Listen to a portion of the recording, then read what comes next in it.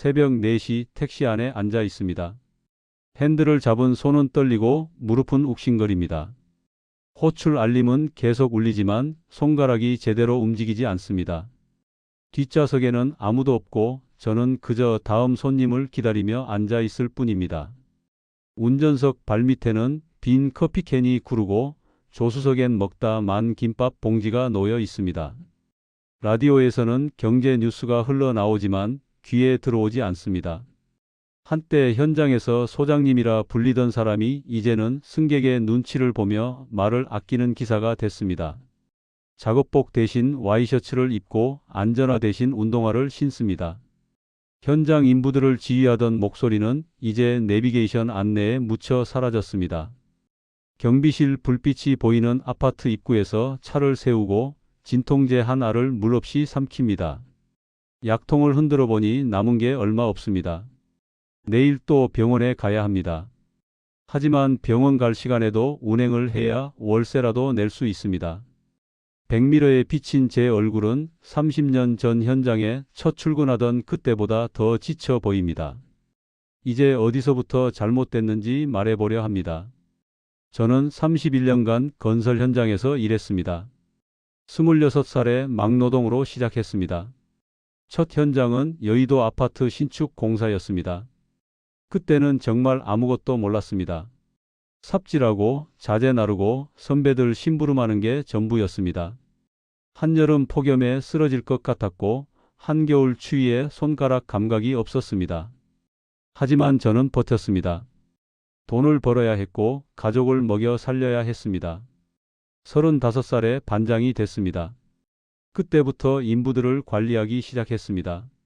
누가 일을 잘하는지, 누가 게으른지, 누구를 어디에 배치해야 하는지 파악하는 게 제 일이었습니다. 새벽 5시면 현장에 가장 먼저 도착했고 밤 10시가 넘어서야 퇴근했습니다. 비가 오면 공사가 중단되지만 저는 그날도 현장에 나가서 안전 점검을 했습니다. 태풍이 와도 폭설이 와도 현장을 지켰습니다. 회사는 그런 저를 인정했습니다. 42살 드디어 소장이 됐습니다. 그날을 저는 평생 잊지 못합니다.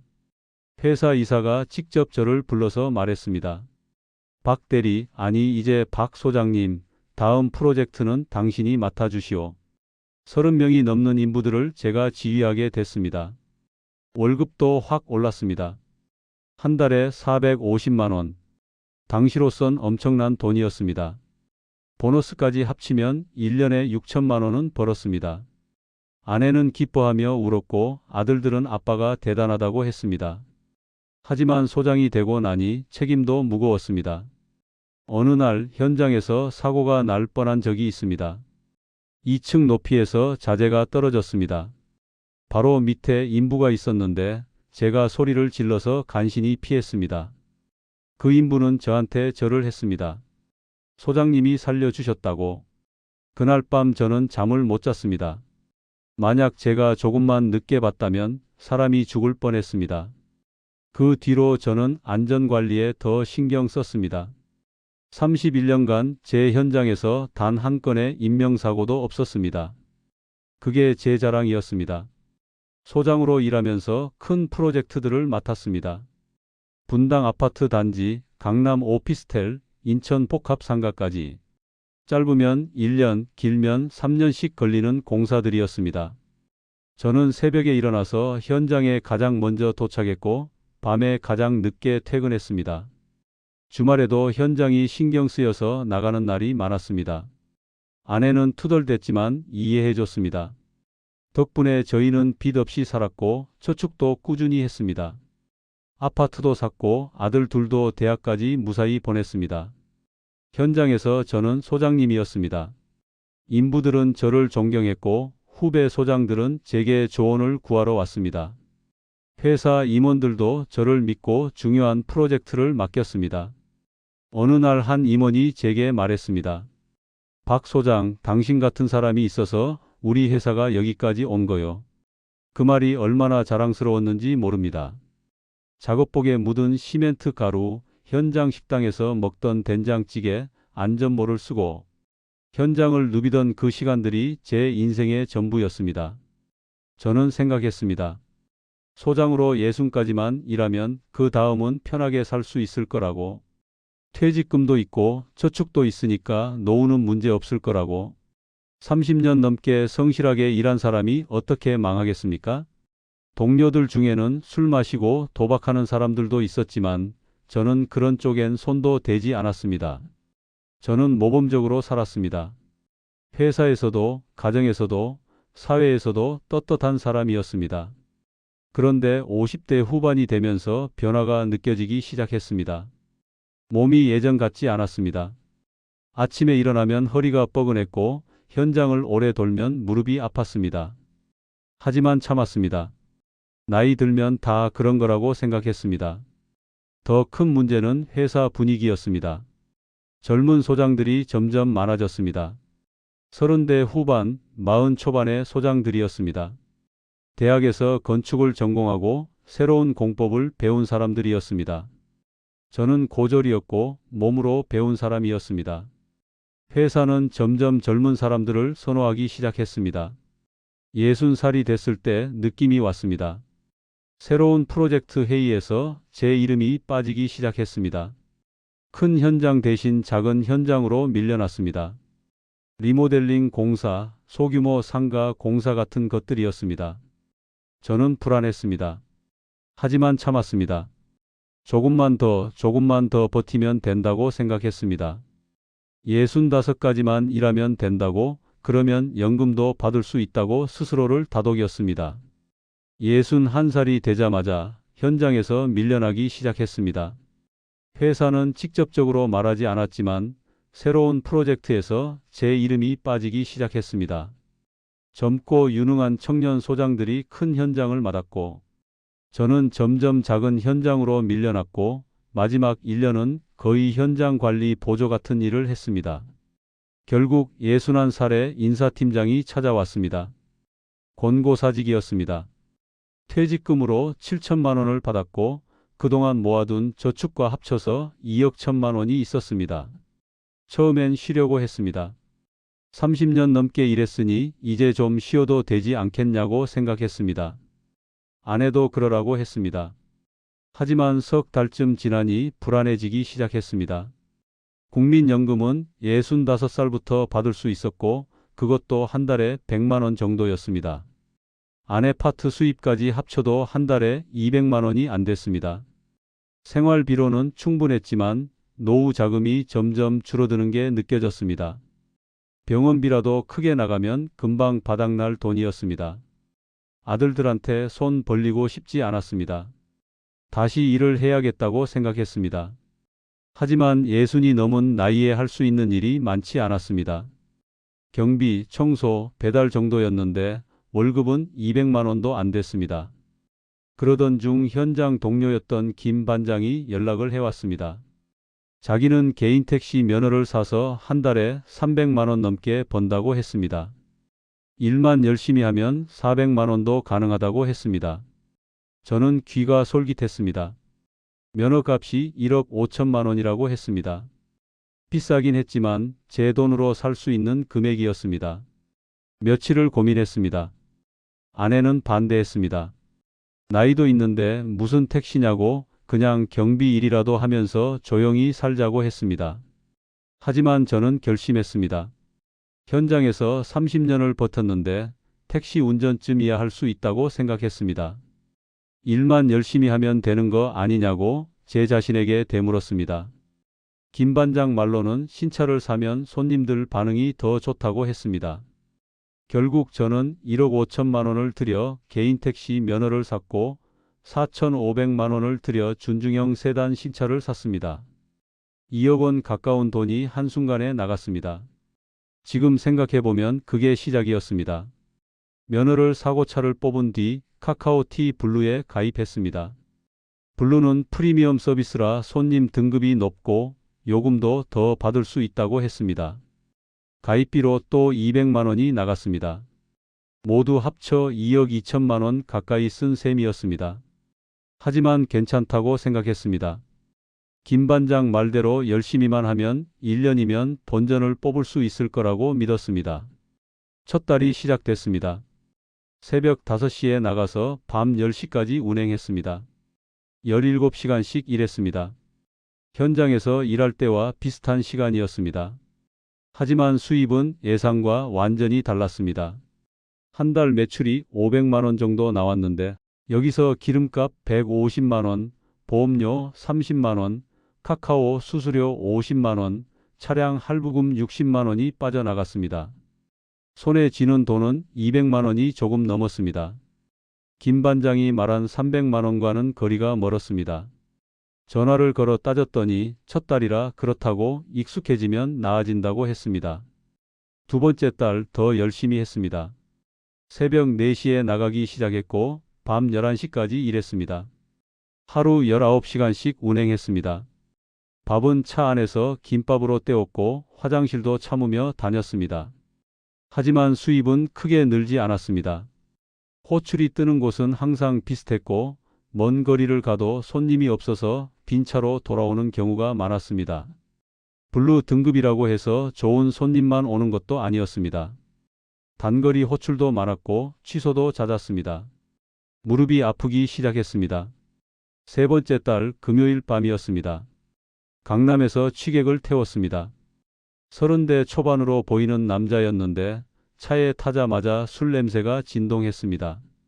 목적지를 말하지 않고 계속 전화 통화만 했습니다. 제가 조심스럽게 물었습니다. 어디로 모실까요? 그 순간 남자가 소리를 질렀습니다. 시끄러우니까 닥치고 운전이나 하라고. 저는 참았습니다. 손님이니까요. 하지만 남자는 계속 욕을 했습니다. 차가 왜 이렇게 느리냐고, 기사가 왜 이렇게 늙었냐고, 블루 등급이 이 모양이냐고.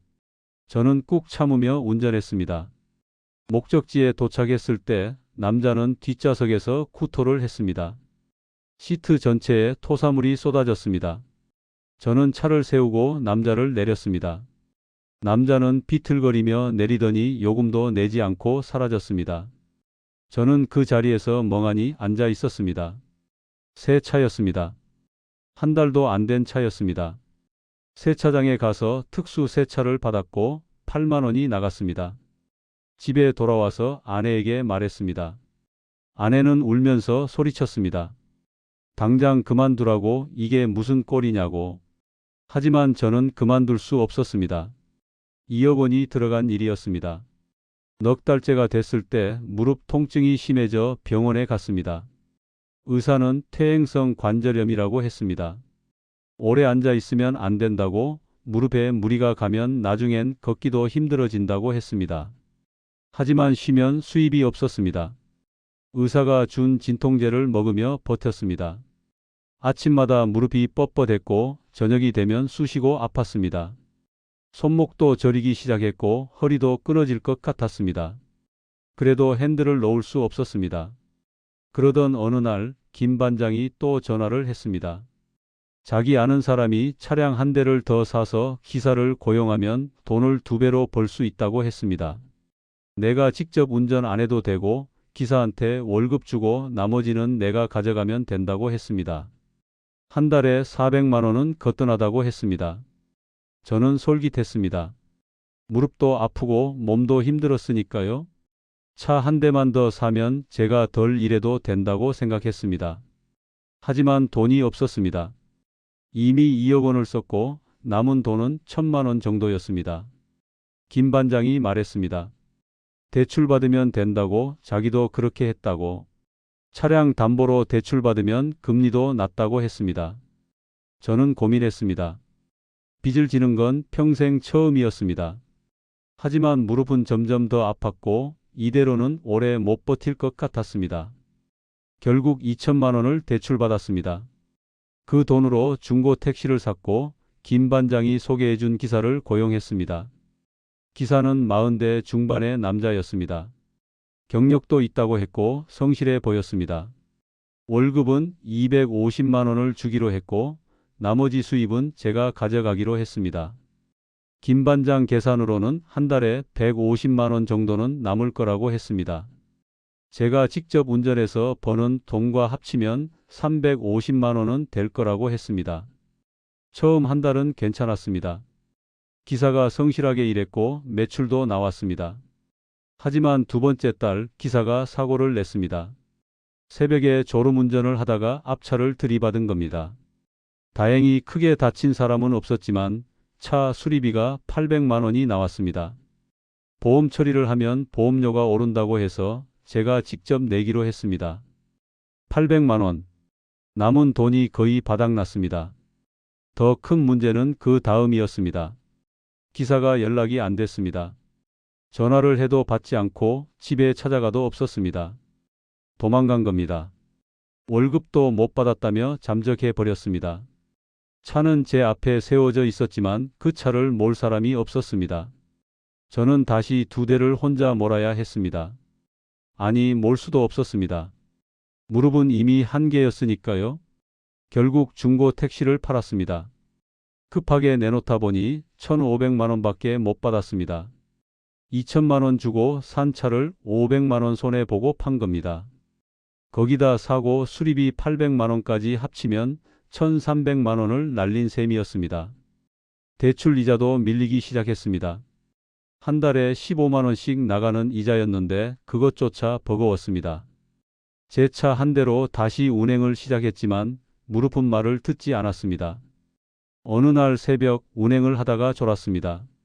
눈을 떴을 땐 이미 늦었습니다. 앞차와 접촉사고가 났습니다. 다행히 큰 사고는 아니었지만 제 차 범퍼가 박살났고 상대차 뒤쪽이 찌그러졌습니다. 경찰이 왔고 합의를 받습니다. 200만 원. 제 차 수리비는 150만 원. 합쳐서 350만 원이 나갔습니다. 보험 처리를 했더니 다음 달부터 보험료가 2배로 올랐습니다. 한 달에 60만 원. 도저히 감당할 수 없는 금액이었습니다. 저는 그날 밤 큰아들에게 전화를 했습니다. 35살 회사 다니는 아들이었습니다. 1,000만 원만 빌려달라고 했습니다. 꼭 갚겠다고 조금만 도와달라고 했습니다. 아들은 한참을 침묵하다가 말했습니다. 아버지, 저도 애 둘 키우고 집 대출 갚느라 여유가 없어요. 그리고 아버지, 그거 하지 말라고 했잖아요. 엄마가 얼마나 말렸는데요? 전화가 끊겼습니다. 저는 그 자리에서 한참을 울었습니다. 소장이라 불리던 사람이 평생 자식들한테 손 한 번 안 벌리고 살던 사람이 이제는 애한테 거절당하는 신세가 됐습니다. 더 이상 버틸 수 없었습니다. 하루 8시간도 운전하기 힘들었고 진통제를 먹어도 무릎은 계속 아팠습니다. 허리는 굽었고 손목은 저렸습니다. 결국 택시를 팔기로 했습니다. 급매로 내놨습니다. 4,500만 원 주고 산 차를 2,500만 원에 팔았습니다. 면허도 팔았습니다. 1억 5천만 원 주고 산 면허를 9천만 원에 팔았습니다. 모두 합쳐 1억 1,500만 원을 받았습니다. 하지만 남은 대출금 1,500만 원을 갚고 나니 손에 쥔 돈은 1억 원이었습니다. 2억 2천만 원을 투자해서 1억 원이 남은 겁니다. 1억 2천만 원을 순식간에 날렸습니다. 제 노후 자금 전부를 날렸습니다. 소장님이라 불리던 제 자존심도 평생 모은 돈도 건강도 모두 잃었습니다. 지금 저는 아파트 경비로 일합니다. 월급은 200만 원입니다. 오전 9시부터 오후 6시까지 근무하고 주말엔 격주로 쉽니다. 현장에서 수십 명을 지휘하던 사람이 이제는 주민들에게 고개를 숙입니다. 택배가 오면 날라다 주고 쓰레기 분리수거를 확인하고 민원이 들어오면 해결합니다. 가끔 젊은 주민들이 반말을 합니다. 아저씨, 이거 좀 치워. 예전 같았으면 참지 못했을 겁니다. 하지만 지금은 그냥 웃으며 치웁니다. 그게 제 일이니까요. 무릎은 계단을 오를 때마다 욱신거립니다. 아파트가 5층짜리 저층인데도 계단을 오르내릴 때마다 무릎이 꺾일 것 같습니다. 밤마다 진통제를 먹지 않으면 잠을 잘 수 없습니다. 한 달에 병원비로 10만 원이 나갑니다. 이제 남은 노후 자금은 7천만 원입니다. 아파트를 팔면 더 있겠지만 그 집마저 팔면 저희 부부는 갈 곳이 없습니다. 아내는 여전히 마트에서 일합니다. 60이 넘었는데도 계산대에 서 있습니다. 제가 택시를 하지 않았다면 아내는 지금쯤 쉬고 있었을 겁니다. 아들들과는 연락이 뜸합니다. 명절에 한 번씩 얼굴 보는 게 전부입니다. 큰아들은 여전히 저를 원망하는 눈빛입니다. 작은아들은 그냥 불편해합니다. 아버지가 왜 그랬냐고, 왜 엄마 말을 안 듣고 택시를 샀냐고 묻지 않지만 그 눈빛에 다 담겨 있습니다. 저는 아무 말도 못합니다. 제가 잘못한 거니까요. 택시 면허를 샀던 그날로 돌아간다면 절대 그 선택을 하지 않을 겁니다. 김 반장 전화를 받지 않을 겁니다. 아내 말을 들을 겁니다. 경비 일이라도 하면서 조용히 살 겁니다. 하지만 시간은 돌아가지 않습니다. 저는 지금 이 자리에 서 있고 이게 제 현실입니다. 만약 지금 이 이야기를 듣고 계신 분 중에 저와 비슷한 상황에 있는 분이 계시다면 부탁드립니다. 노후 자금을 함부로 쓰지 마십시오. 아무리 좋은 이야기를 들어도 아무리 확실해 보여도 몸으로 하는 일은 나이가 들면 할 수 없습니다. 저는 30년을 현장에서 버텼지만 택시는 1년도 못 버텼습니다. 제 몸이 따라주지 않았습니다. 그걸 미리 알았어야 했습니다. 하지만 저는 몰랐고 그 대가로 모든 걸 잃었습니다. 지금도 가끔 새벽에 눈을 뜹니다. 택시 핸들을 잡던 기억이 떠오릅니다. 손님을 기다리며 앉아있던 그 시간들이 생각납니다. 그리고 후회합니다. 매일 후회합니다. 다음 이야기가 궁금하시다면 구독과 좋아요를 눌러주세요. 더욱더 재미있는 여러분들의 사연으로 찾아뵙겠습니다. 감사합니다.